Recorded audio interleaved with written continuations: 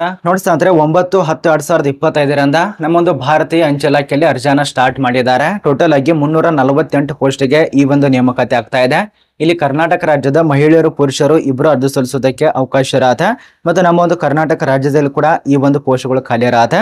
ಇದ್ರ ಬಗ್ಗೆ ಸಂಪೂರ್ಣ ತಿಳಿಸ್ಕೊಡ್ತಾ ಇರೋದು. ನೋಡಿ, ಈ ಒಂದು ನೋಟಿಸ್ ರಿಲೀಸ್ ಮಾಡಿದಂತ ದಿನಾಂಕ 9-10-2025 ನೋಟಿಸ್ ಪ್ರಕಟ ಆಗಿದೆ. ಎಷ್ಟು ಹೇಳಿ?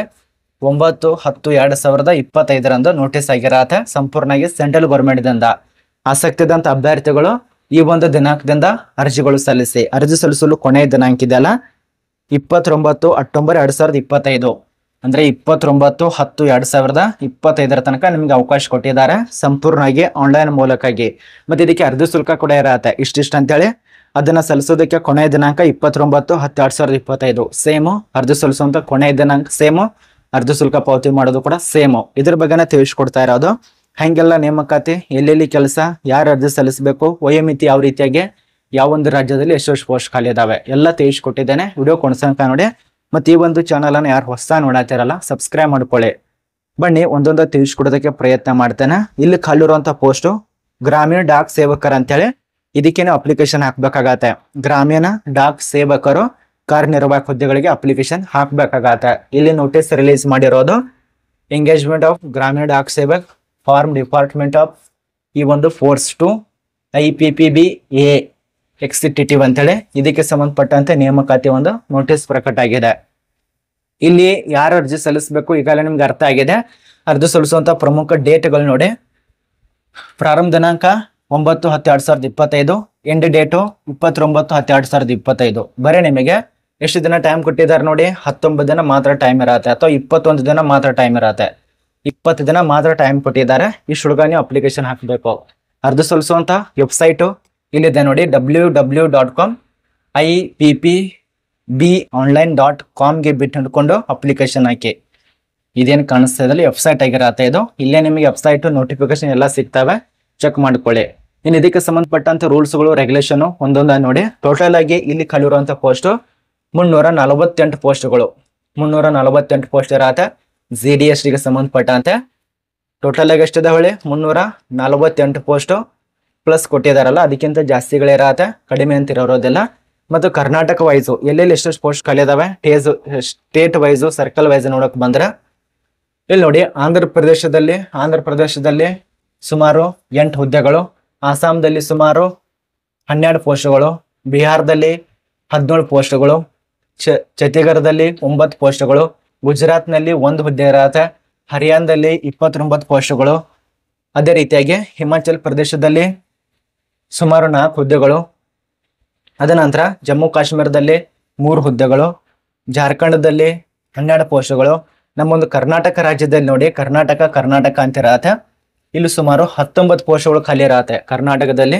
ಕೇರಳದಲ್ಲಿ ಕೂಡ 6 ಪೋಸ್ಟ್ಗಳು, ಮಧ್ಯಪ್ರದೇಶದಲ್ಲಿ 29. ಈ ರೀತಿಯಾಗಿ ಟೋಟಲ್ ಆಗಿ ಸುಮಾರು 22 ರಾಜ್ಯದಲ್ಲಿ ಅರ್ಜಿ ಕರೆದಿದ್ದಾರೆ. 22 ರಾಜ್ಯದಲ್ಲಿ ಅಪ್ಲಿಕೇಶನ್ ಹಾಕೋದಕ್ಕೆ ಅವಕಾಶ ಇರತ್ತೆ. ಬಟ್ ಕೆಲವರಿಗೆ ಮಾತ್ರ.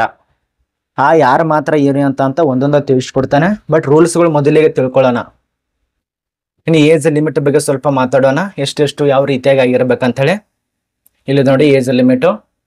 ನೀವು 1-8-2025 ನಿಮ್ಮೊಂದು ವಯೋಮಿತಿಯನ್ನು ಲೆಕ್ಕಾಚಾರ ಮಾಡ್ಕೊಳ್ಳಿ. 20ರಿಂದ 35 ವರ್ಷದ ತನಕ ಅವಕಾಶ ಇರತ್ತೆ. ಇದು ಏಜ್ ಲಿಮಿಟ್ ಆಗಿರತ್ತೆ. 20ರಿಂದ 35 ವರ್ಷದ ತನಕ ಅವಕಾಶ ಇರತ್ತೆ.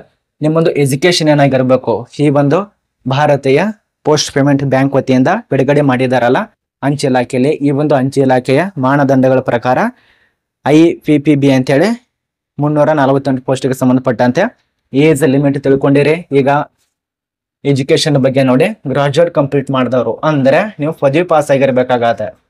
ಈ ಒಂದು ಪದವಿ ತೇರ್ಗಡೆ ಹೊಂದಿದವರು ಅಪ್ಲಿಕೇಶನ್ ಹಾಕಬೇಕು. ಅದು ಕೂಡ ಯೂನಿವರ್ಸಿಟಿಗಳಿಂದ, ಇನ್ಸ್ಟಿಟ್ಯೂಟಿವ್ ಅಥವಾ ಯೂನಿವರ್ಸಿಟಿಗಳಿಂದ, ಬೋರ್ಡ್ಗಳಿಂದ ಪಾಸ್ ಆಗಿರಬೇಕು.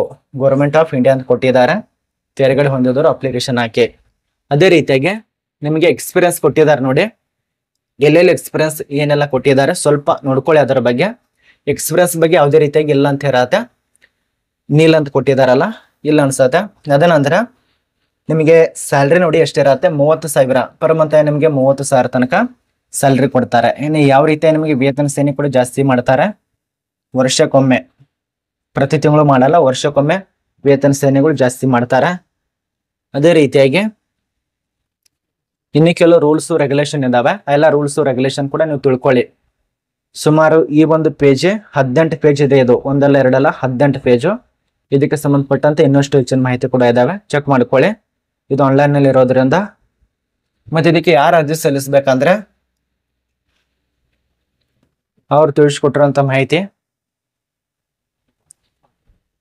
JDS ದಲ್ಲಿ ಈಗಾಗಲೇ ಯಾರು ಕೆಲಸ ಮಾಡ್ತಾ ಇದ್ರಲ್ಲ, 1/8/2025ಕ್ಕೆ ಸಂಬಂಧಪಟ್ಟಂತೆ JDS ದಲ್ಲಿ ಈಗಾಗಲೇ ಇಲಾಖೆಯಲ್ಲಿ ಕೆಲಸ ಮಾಡುವವರು ಅವರೆಲ್ಲರೂ ಅಪ್ಲಿಕೇಶನ್ ಹಾಕೋದಕ್ಕೆ ಅವಕಾಶ ಇರತ್ತೆ. ಗ್ರಾಮೀಣ ಡಾಕ್ ಸೇವಕರು, ಕಾರ್ಯನಿರ್ವಾಹಕ ಅಂತ ಕೊಟ್ಟಿದಾರಲ್ಲ, ಅವರಿಗೆ ಅವಕಾಶ ಇರತ್ತೆ. ಇಲ್ಲಿ ಪರೀಕ್ಷೆದವರಿಗೆ ಅವಕಾಶ ಇರತ್ತೆ. ಆಸಕ್ತಿ ಇದ್ದವರು ಅಪ್ಲಿಕೇಶನ್ ಹಾಕಿ. ಮತ್ತೆ ಆಯ್ಕೆ ಪ್ರಕ್ರಿಯೆಯಲ್ಲಿ ಮೆರಿಟ್ ಪಟ್ಟಿಯನ್ನು ಮೊದಲಿಗೆ ತಯಾರು ಮಾಡ್ತಾರೆ. ಅದರ ಬಳಿಕ ಆನ್ಲೈನ್ ಅಲ್ಲಿ ಪರೀಕ್ಷೆ ಇಟ್ಟರು ಕೂಡ ಇರಬಹುದು. ಅದ ನಂತರ ಸಂದರ್ಶನ ಮೂಲಕವಾಗಿ ಆಯ್ಕೆ ಮಾಡ್ತಾರೆ. ಇನ್ನು ಅರ್ಜಿ ಶುಲ್ಕದ ವಿಷಯಕ್ಕೆ ಸಂಬಂಧಪಟ್ಟಂತೆ ನೋಡೋದಾದ್ರೆ ಇಲ್ಲಿ ಎಲ್ಲಾ ಒಂದು ವರ್ಗದವರು, OBC ಆಗ್ಬಹುದು, SC ಆಗ್ಬಹುದು, ST ಆಗ್ಬಹುದು, ಅಥವಾ UR ಅಭ್ಯರ್ಥಿ ಆಗ್ಬಹುದು, ಎಲ್ಲರಿಗೂ 750 ರೂಪಾಯಿ ತನ ನಿಮ್ಮೊಂದು ಅರ್ಜಿ ಶುಲ್ಕ ಇಟ್ಟಿದ್ದಾರೆ. ಎಷ್ಟು ಹೇಳಿ? 750 ರೂಪಾಯಿ ನೀವು ಅರ್ಜಿ ಶುಲ್ಕವನ್ನ ಪಾವತಿ ಮಾಡಬೇಕಾಗತ್ತೆ. ಅದು ಕೂಡ ಆನ್ಲೈನ್ ಅಲ್ಲಿ ಪಾವತಿ ಮಾಡಬೇಕು. ಇನ್ನು ವಯೋಮಿತಿ ಆಗಲೇ ತಿಳಿಸ್ಕೊಟ್ಟಿದ್ದೇವೆ. ವಿದ್ಯಾರ್ಹತೆ ಅಂದ್ರೆ ಪದವಿ ಆಗಿರ್ಬೇಕು. ಇದಕ್ಕೆ ಇಬ್ರು ಅರ್ಜಿ ಸಲ್ಲಿಸೋದಕ್ಕೆ ಅವಕಾಶ ಇರುತ್ತೆ, ಮಹಿಳೆಯರಿಗೆ ಮತ್ತು ಪುರುಷರಿಗೆ. ಇಷ್ಟು ಇದರ ಬಗ್ಗೆ ಮಾಹಿತಿ. ಈಗ ನಿನ್ನೆ ಈ ಒಂದು ನೋಟಿಸ್ ಪ್ರಕಟ ಮಾಡಿದ್ದಾರೆ. ಇವತ್ತು ನಾನು ವಿಡಿಯೋ ಮಾಡಿ ತಿಳಿಸ್ಕೊಡ್ತಾ ಇರೋದು. ಆಸಕ್ತಿ ಇದ್ದವರು ಅಪ್ಲಿಕೇಶನ್ ಹಾಕಿ. ಮತ್ತೆ ಏನೇ ಡೌಟ್ ಇತ್ತಂದ್ರೆ ನನ್ನ ಇನ್ಸ್ಟಾಗ್ರಾಮ್ದಲ್ಲಿ ಇರತ್ತೆ, ಚೆಕ್ ಮಾಡ್ಕೊಳ್ಳಿ. ಸಂಸ್ಥೆ ಹೆಸರು ಈಗ ನಿಮ್ಗೆ ಗೊತ್ತಾಗಿರತ್ತೆ, ಇಂಡಿಯನ್ ಪೋಸ್ಟ್ ಪೇಮೆಂಟ್ ಬ್ಯಾಂಕ್ ಅಂತೇಳಿ. ಇದು ಕೂಡ ನಮ್ಮ ಒಂದು ಭಾರತೀಯ ಅಂಚೆ ಕಚೇರಿಯಲ್ಲಿ ಕರೆದಿರ್ತಾರೆ.